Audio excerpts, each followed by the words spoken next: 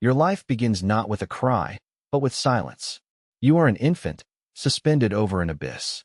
An elder scrutinizes you, searching for defects. If you are weak, you will be cast down this instant.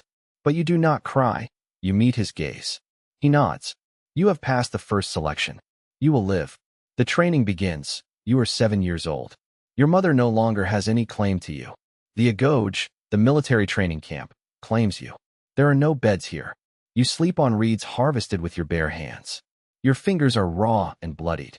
Here, food is not a pleasure, it is fuel. You are fed black broth, a mixture of blood, vinegar, and salt that looks like mud. The taste is foul, but it is packed with protein. It is the fuel for your growing muscles. It is never enough. You are starving.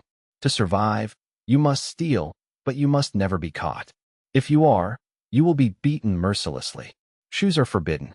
You run barefoot across the jagged stones of Mount Taygetus. First comes the pain, then the callousness.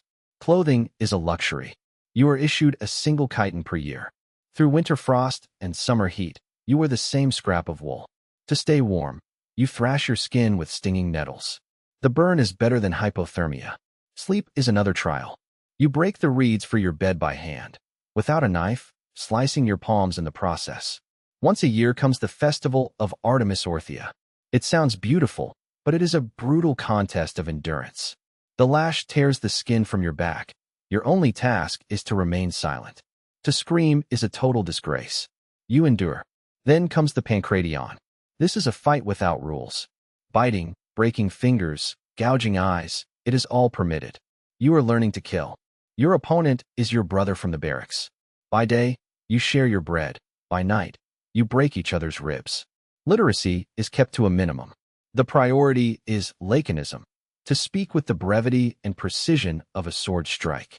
You are told the legend of the fox cub, a boy who stole a fox and hid it under his cloak. The beast gnawed at his stomach, yet he remained silent. He died rather than betray his secret. This is your ideal. Death is preferable to discovery. Stealth is your primary armor. At 16, the real terror begins. The Krypteia. You are handed a dagger and sent to hunt men. Your targets are the helots, slaves who have grown too strong.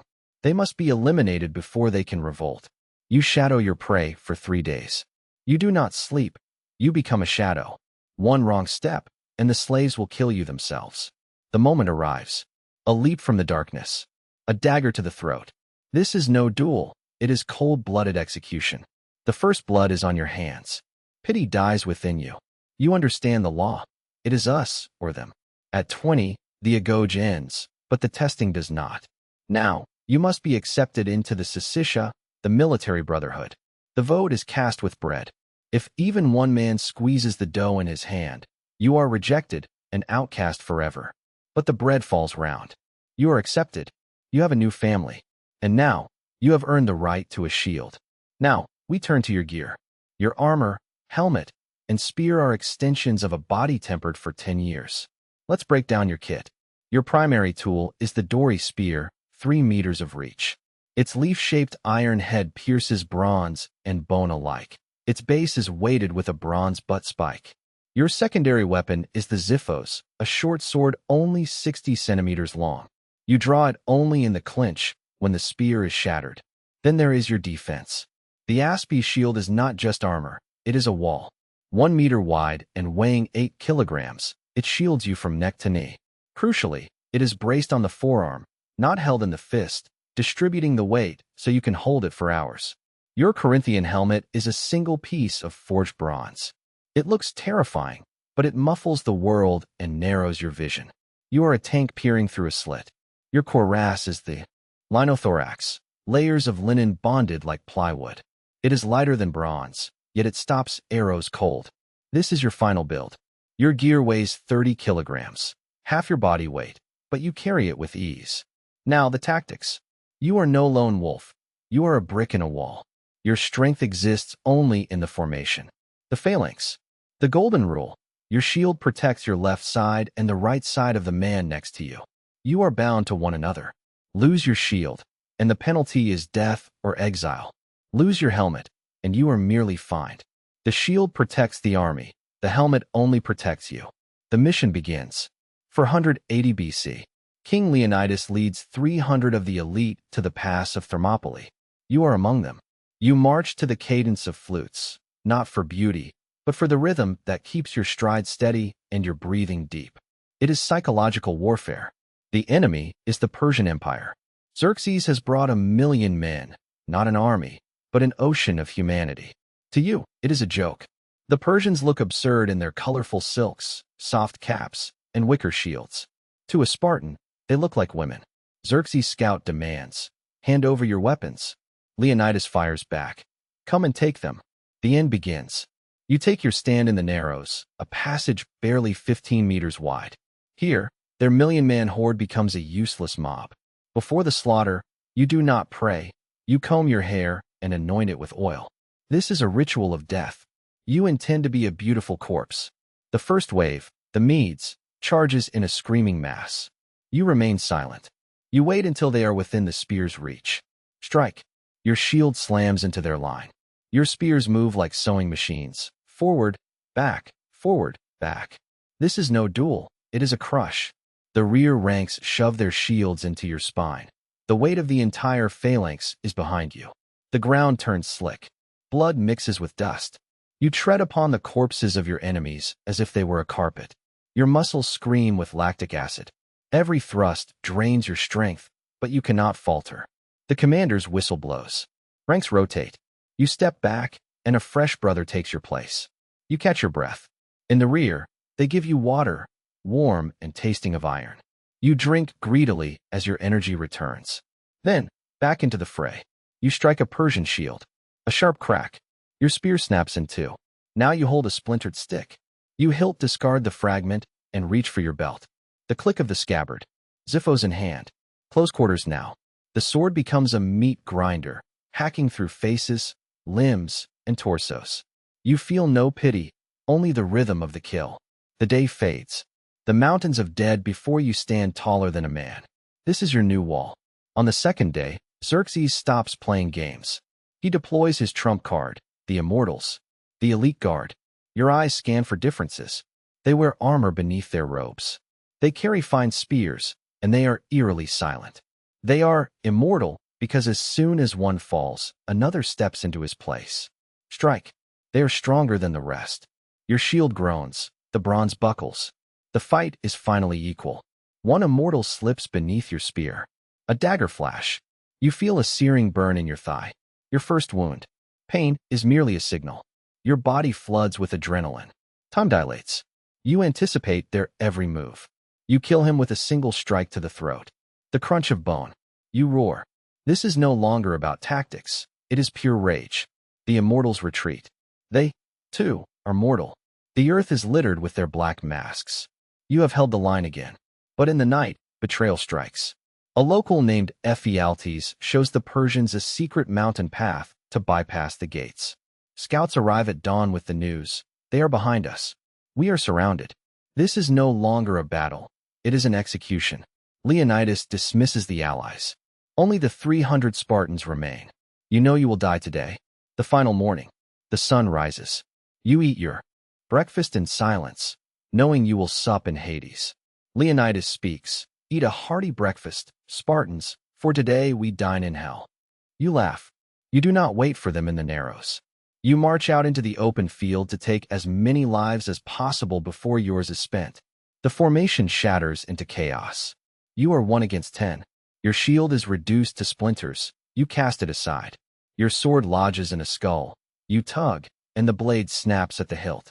You are unarmed, yet you are still a weapon. You strike with bronze-clad fists. You shatter noses and kick out teeth. Historians will later write, they fought with hands and teeth. You tear at an enemy's throat like a beast. You see Leonidas go down, his body pierced by a dozen spears. The king is dead. But the fight is not over. The most savage struggle of the day begins over his body. You reclaim it 4 times. You build a mountain of corpses around him. Your brothers fall one by one. Dionysus, the man who joked about the arrows, falls beside you. Now he is silent. Suddenly, the Persians pull back. Silence. You hear only your own ragged breath. You are a mass of wounds. You look up. The sky darkens, but these are not clouds. They are thousands of arrows. Xerxes has chosen to end this from a distance.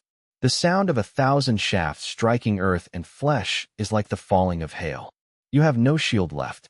A strike to the chest. The armor fails. You feel cold metal bite into hot flesh. Your legs buckle. You drop to your knees. The world begins to blur. Sounds grow muffled.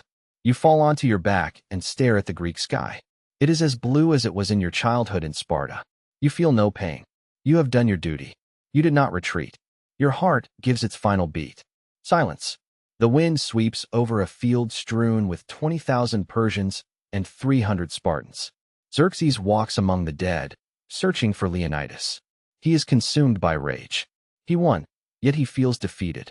In a fit of impotent malice, he orders Leonidas's head to be struck off and impaled. Your king's head sits upon a stake. Xerxes has broken every law of war. Usually, the Persians respect a fallen foe, but you terrified him. The Persians loot the dead. They strip the armor from your body.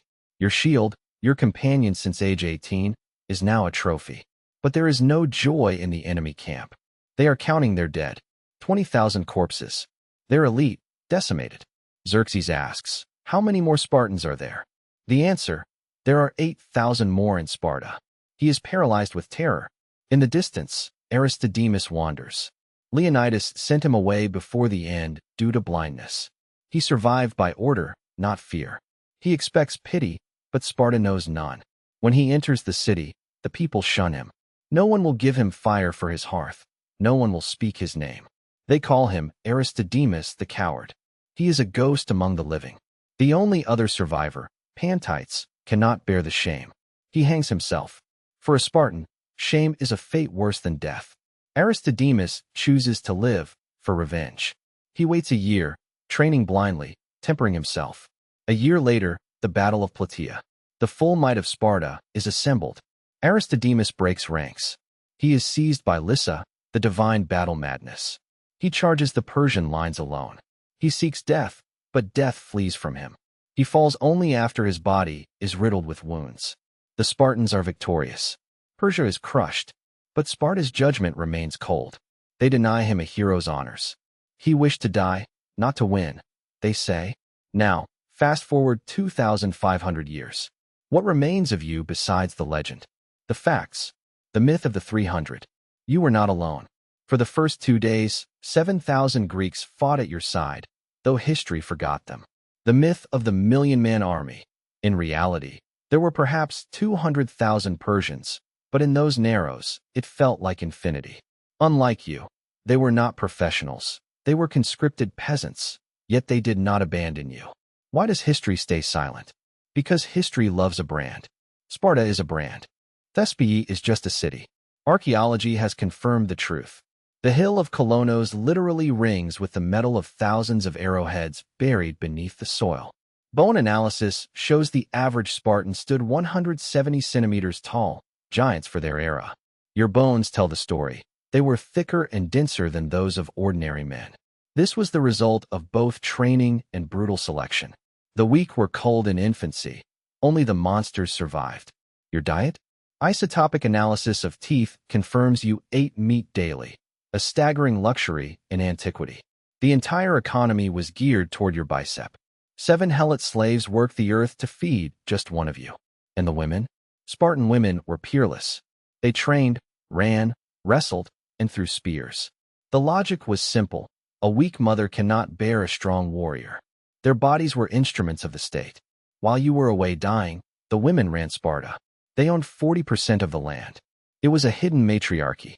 When a foreigner asked why only Spartan women could command men, the reply was, because only we give birth to real men. Their pride was harder than your bronze shields. The war's end? Your sacrifice bought Greece a year. That time was used to build a fleet and an army. A year later, for 79 BC, the Battle of Plataea. This time, Sparta fielded 5,000 of its finest hoplites. It was a machine. It was a slaughterhouse. The Spartans rolled over the Persians like a juggernaut. The invasion force was annihilated. Had you fallen quickly, Europe would have been a Persian satrapy. You saved Western civilization, but the cost was absolute. Sparta created the perfect killers, but forgot how to create culture. Athens gave the world philosophy, theater, and democracy. Sparta left not a single poet, only war. The system consumed itself. The population dwindled. The earthquake of 464 BC was the final blow. Sparta faded away. Today, where Sparta stood, there are no grand ruins like those in Athens. Only olive trees and silence. But they left a myth, the idea that human will can be harder than any metal. You lived this life. You were born in pain, lived in the ranks, and died under a rain of arrows. You did your duty. Your law was simple, never retreat. And you did not retreat, even when all hope was gone. This life is over, but the history of war is eternal. You can be born again in another era. Who do you want to be? The choice is yours.